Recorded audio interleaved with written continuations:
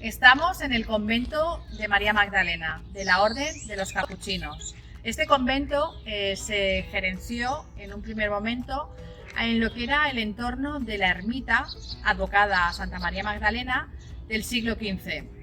En el siglo XVI, poco a poco, se fue vertebrando todo lo que es estos edificios que veis, conformando un edificio maravilloso, un monasterio con biblioteca, museo, ermita, iglesia, por supuesto, y lo que es más interesante, espacio para que grupos de personas de fe, como pueden ser parroquias y en este caso colegios e incluso grupos de peregrinos, puedan venir a descansar en este maravilloso convento, que además de esta edificación pues tiene unos jardines que realmente valen la pena.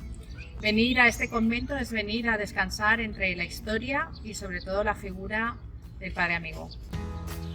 No os lo perdáis.